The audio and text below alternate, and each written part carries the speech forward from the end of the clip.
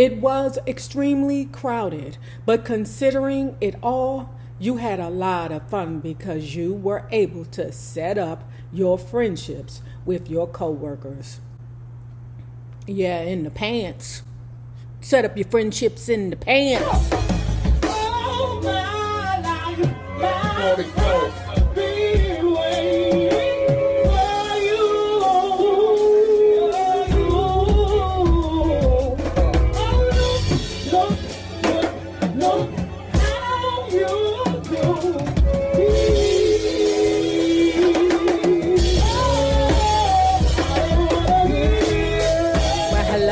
Bugs. Hello there, Bellas. If you have not already done so, please remember to like, share, tell a friend, subscribe, and tip your favorite narrator via Cash App at $NayRob on YouTube. And if you are not already a part of this book club, please hit the Patreon link below in the description bar and or the join button here on the YouTube. And for a small monthly fee of $5, you babies, yes you, can be privy to all the shenanigans before the YouTube gets it, if the YouTube gets it. Now let's continue reading The Marvelettes by Mark Taylor. We're not getting a lot of views. I guess they don't like these ladies so much. So this is, we're going to push through this. Okay. You know how we do over here. If we're not getting the views, it's not worth the time. And time is what? Money. In the summer of 1962, Motown began planning its first Motown Revue tour, which was a series of concert dates that would take place from the end of October until mid-December. The Revue was the brainchild of Esther Edwards and Thomas Beans Bowles. A native of South Bend, Indiana, Bowles was a saxophonist, flutist, and arranger who began working professionally at the age 16. He moved to Detroit in 1944 to study at Wayne State University. Shortly afterward, Bowles left school and played in a U.S. Navy band that performed nationally and abroad. Upon his return to Detroit, he worked at many jazz bars, including Sonny Wilson's Forest Club, the 20 Grand, and the Flame Show Bar.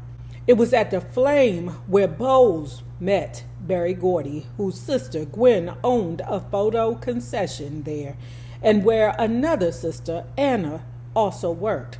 The association would lead to Bowles becoming one of Motown's original session musicians, debuting on Marv Johnson's 1959 hit single, Come to Me. He would later become a member of the label's management company, ITMI, as he impressed everyone with his knowledge of show business and his ideas on how to enhance live performances. Now, those of you who have been around for a while, we lovingly called this bus the Motown Monocacali bus. Is it the Monolocalocus? Something like that. And we say that because it was a lot going on. It was a lot of face sucking. They say you catch it in college and stuff, or on a trip to Florida with the girls, you know. But yeah, we know everybody. It was a lot going on. Them kids was hot, stinking, and fucking. Motown affiliated itself with Supersonic Attractions, headed by promoter Henry Wynn, who was also black. Wynn's connections in the South were strong, and he was a welcome ally for a new label with an inability to find reputable-looking agents to arrange concert dates. The Revue featured The Miracles, Murray Wells, The Marvelettes, The Temptations, Marv Johnson, Stevie Wonder, The Contours, Marvin Gaye, Martha Reeves, and the Vandellas, The Supremes, and singing Sammy Ward. Despite a time when only the Miracles, the Marvelettes, Murray Wells, Marv Johnson, and the Contours, thanks to their recently released smash, Do You Love Me, could be considered drawing cards, Motown was able to convince the promoters to book its entire company roster. That was a goop. Remember when we read one book, and I think it was Dickety Clarkety's Caravan of Stars, and at the time they wanted, I think it was Mary Wells, and Barry DeGordy was like, oh, you can have Mary Wells. Was it Mary Wells, y'all? Y'all got to tell me, because all the names starting to blend together now because we done read so many books. But what would happen is, or what happened was, Dickety Clarkety was like, okay, give me this lady. Was it Brenda Holloway? Oh, you want her? Okay, well, you need to take Supremes with you. Take them with you. I don't want the Supremes with it, and you can't get married. Martha Reeves recalls every Monday there was a company meeting, and the artists were invited along with the staff. They would sit there and try to figure out how to make Motown a better place. They would field questions and queries that the artists had. In some of the meetings, we were given instructions as to whose record was going to come out and who was scheduled to go on the road. They called us in and said, well, we have a tour, and Thomas Beans Bowles is going to be the tour manager, and we're going to have the following acts. And when they named all these acts, I was thrilled. When they said how long we were going to be gone, it didn't really matter because I had no responsibilities. I was free to go and do what I've always dreamed of doing, being on stage and touring. This was better than I had dreamed because I was with such wonderful stars that had led the way. The Miracles hits were hopping all over the United States, and people were starting to call Beechwood 45789. Catherine adds, we were all relatively excited because the Motown Revue was not too many months after we had started and came out. And the tour allowed for all of the Motown artists to be seen by more than just the people in Washington, Maryland, Chicago, and New York, because the main places to tour then was Baltimore,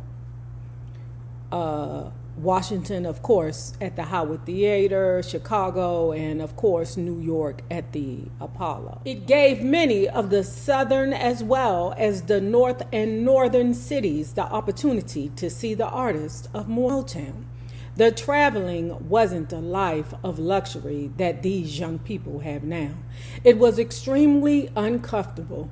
It was extremely crowded, but considering it all, you had a lot of fun because you were able to set up your friendships with your coworkers. Yeah, in the pants. Set up your friendships in the pants. The Miracles had limited tour experience. However, most of the artists, particularly the girl groups, had yet to perfect a stage act, Catherine points out.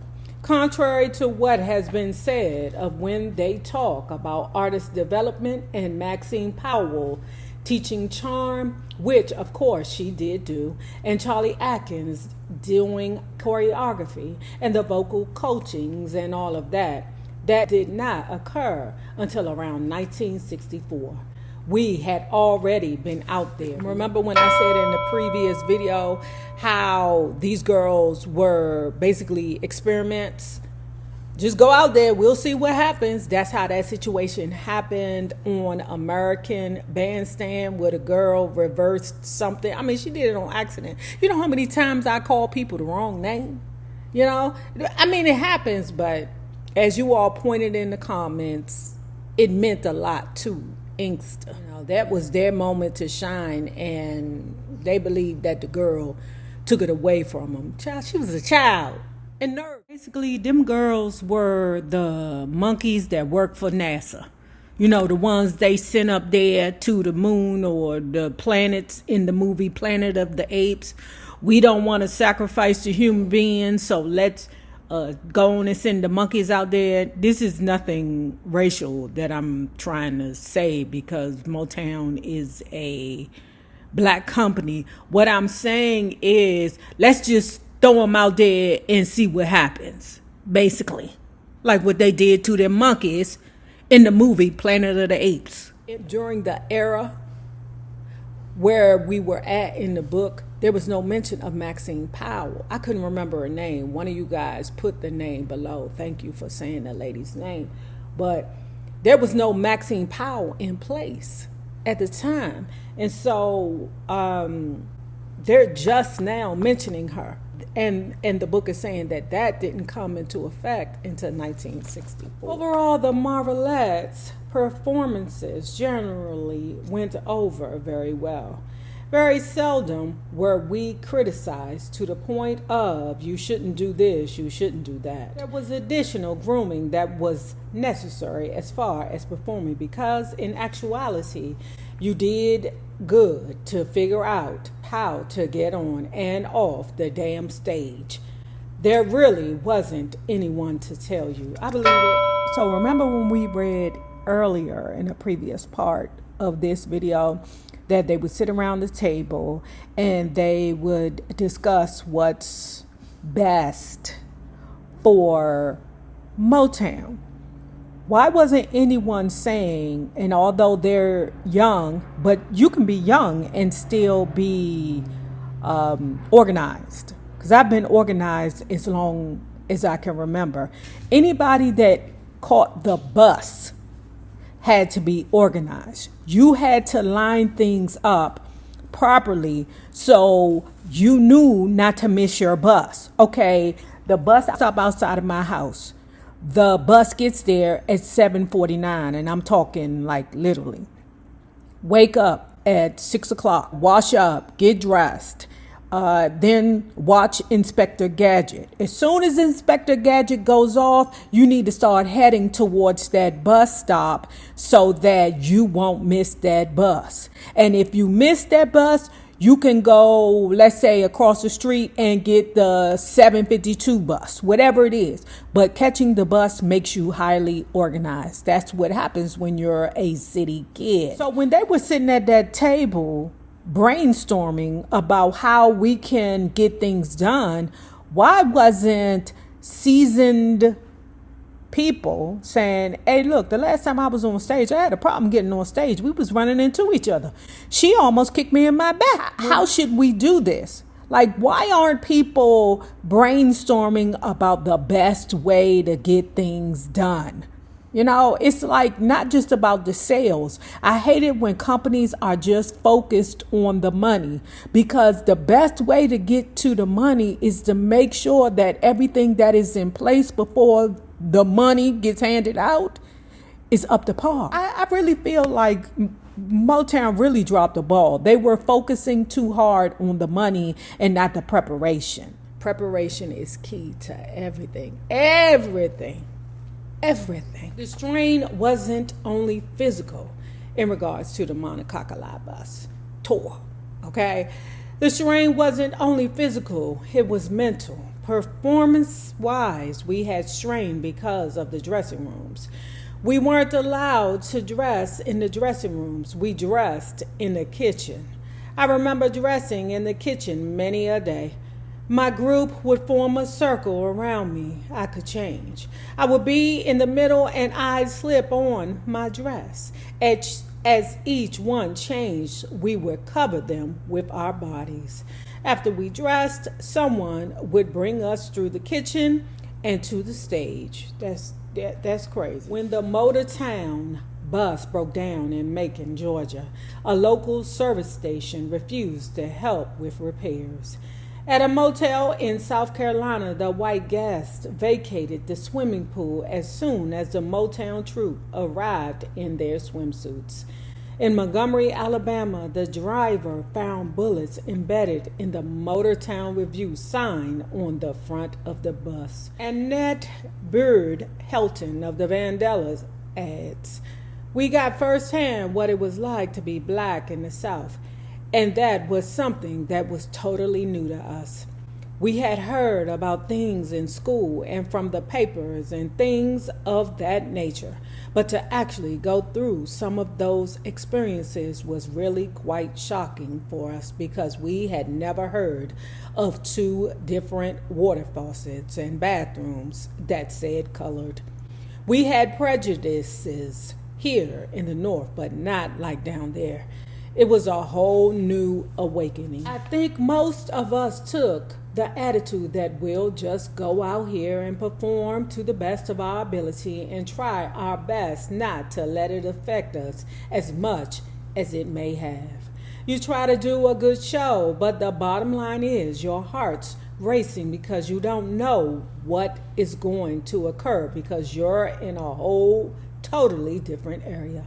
It's like being abandoned on your own in the middle of nowhere and not being able to see rescuers for a good little while. We didn't feel that we were going to have that much support as far as rescuers if it came down to it. We had to try to protect ourselves. When the other groups went on stage, we weren't in our dressing rooms. We were always backstage or to the side of the stage, says Annette Hilton. The support was always on both sides, stage left and stage right. It was so strange what was going on in front of us. To be able to look to both sides and see your own and know they felt the same way you did helped a lot. That's scary. Hell, that's scary than going to the P. Diddy house. Now that's scary. Martha Reeves adds, we couldn't move unless there were 2 or 3 local people who knew the people that was going around and could be accepted or get through. Damn, that sounds like what the gangs call checking in. Bowles served as the tour's road manager and was responsible for collecting the money, which could amount to over $15,000 a night. He and driver Eddie McFarland would travel a day early to the next city to monitor ticket sales and hotel availability. Tragedy struck the tour on Thanksgiving Day, 1962, when Bowles and McFarland had an accident en route from North Carolina to Florida. Apparently, McFarland stayed up late the night before and had too much to drink at a company party. As a result, he fell asleep at the wheel and crashed their white station wagon into the back of a truck. McFarland was hospitalized in critical condition for 3 days before he died. Bowles had been in the back of the station wagon practicing his flute, and on impact, the instrument plunged into his armpit and came out through the back of his neck. He was in critical condition with 2 broken legs, and doctors predicted he would never walk again. Miraculously, Bowles made a nearly full recovery. After the accident, the Revue bus came upon the mangled car with both passengers missing. They continued on to Florida. Upon arrival, they received a telegram stating that Esther Edwards was on her way to Florida to supervise the rest of the tour. When she arrived, she informed the artists and musicians of the fate of Bowles and McFarland. Eddie McFarland was basically the Marvelette's driver, recalls Catherine. He traveled mostly with us, and he drove us when we started out. His death affected us quite a bit, and as you look at it now, you understand how fragile a life is on God. Because I only got a couple of more years left, and I swear to God, whatever it is I want to do, I'm going to do. I'm going to go see Chris Breezy. I'm getting ready to put Diana Ross back on the list. I'm going to see her before I die, baby. I'm not playing with you ninjas. As a matter of fact, as soon as I finish working today for the YouTube, I promise you, I'm going to pay for my good Diana Ross tickets. I'm not playing with you niggas when it comes down to the Diana. I'm going by myself. I ain't got time to wait on you niggas to decide whether or not you want to see the boss, baby.